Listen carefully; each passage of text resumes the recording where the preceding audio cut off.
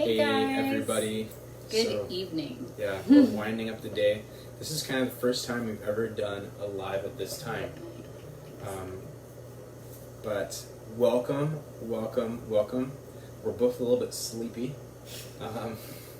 Well, maybe I'm more sleepy. But we're excited to jump on and talk about forgiveness and how that correlates with peace. Yeah. So I love this analogy that unforgiveness is like drinking a poison and expecting someone else to die. So unforgiveness and bitterness rob our peace, they rob our joy, they cause disease in our body, in our mind, in our relationships break down with God, ourselves, and others. So for like just that alone shows that forgiveness and is like so necessary for your peace, for your sanity, for your freedom, for your health, so that you can live thriving and vibrant with the Lord. And I love this. I love just the reality that whenever you notice that you have certain cycles that keep reoccurring in your life, whether that's like stress about finances, your children, your job, whatever it is,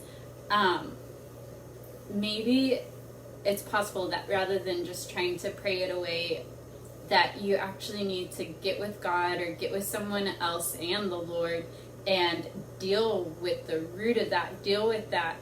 And I'm sure as you address the pain, you'll actually find that you'll actually need to be addressing unforgiveness, because you can't even forgive if you don't deal with pain, if you don't handle underlying pain.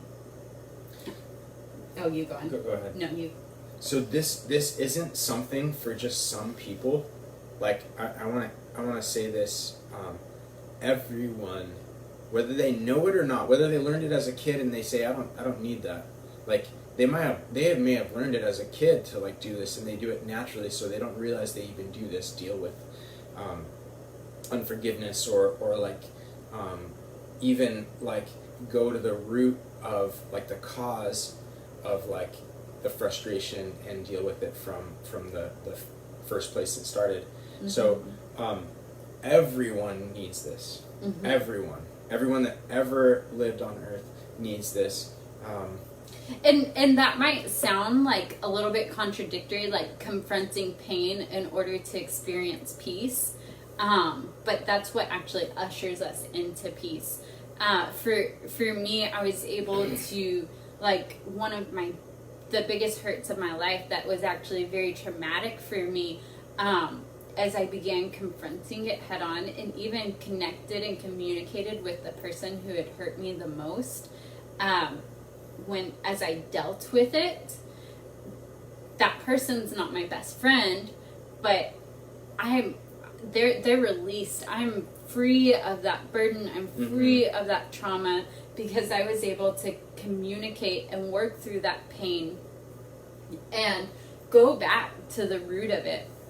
And that brought a lot of freedom and ultimately just crazy amounts of peace to my life. I'm not thinking about like the hurt behind what this person did, or hey Arlene and Rachel, hi guys. Yeah, and so the interesting thing is that there's different cases here, and we're not exhaustive at all, but sometimes you don't know you have hurt or pain somewhere, and sometimes that's for hey Rachel, sometimes that's for your own good, so that because you can't emotionally deal with it. Denial is sometimes a good thing, but denial, like sometimes I'll share this. Sometimes we're in denial, we're feeling pain, we're feeling unforgiveness, we're feeling tension, and we're saying I don't have a problem, and then people who love you around you are saying, hey, I see this, you need help, and we're saying, no, my theology doesn't allow for pain, or my or my pride says otherwise. But to deal with bitterness, sometimes, maybe always, the first step is coming out of denial. It's realizing, hey, I have a problem, and what I'm doing is not working. This is big, guys. Yeah. When I was staffing with YWAM, and I ended up having major depression and suicidal thoughts, addicted to pornography, and when I came home, I had my parents actually, I moved home like in an emergency. I was actually on depression medications. They helped me amazingly because I was not doing okay. You're desperate. But I came home, and I still was connected with the Lord. I still could hear from Him, which some people may say that's kind of weird, but God actually draws near to the brokenhearted. But that aside, my parents were saying, you need to get help. You can these are your options. And I like, my theology, my victorious theology, didn't allow for me to have pain. Didn't allow for me to admit that I wasn't okay, though it was clear that I wasn't okay. But you know what this did? It actually trapped me in more pain. Mm-hmm. When everything fell apart, then I actually, like overnight, things changed, because I confessed my sin. I asked for help in a safe place. Christians actually celebrate recovery, and I started dealing with the pain and saying, like, my ways aren't working for me. I believe that only God can help me. I believe that God is able. I do not know how, but I surround myself with people who love me, and started confronting those things. So yeah, and that reminds me, actually, the example that I shared earlier with the person who had caused a lot of hurt in my life. For years, actually, I had just tried to pray and release them and bless them and be kind to them, but underneath there was this residual, like, oh my goodness, they've caused so much pain in my heart, they've caused so much pain in my life. I wasn't fully able to release them, but it was whenever I actually confronted it and dealt with it that I was able to release them and bless them from a sincere and genuine heart. Yeah. I love that.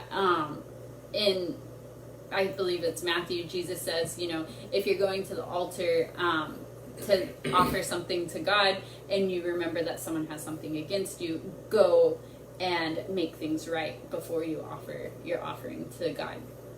Yeah. And Matthew 18 also talks about conflict resolution too.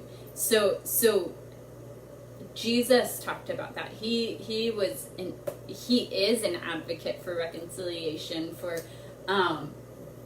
not just avoiding pain. I think it's really easy to, and it's easy to take old norms from before we were a new creation in Christ and mix it with some of our theology, like my husband was saying, the victorious theology, which I totally believe. We believe in victory in Christ. Right.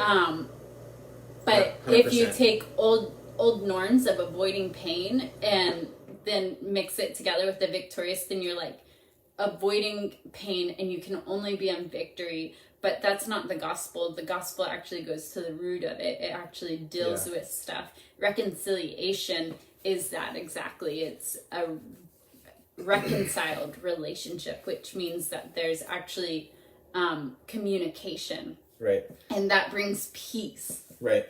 And something I want to clarify, I have two things I want to say, if I can remember them after.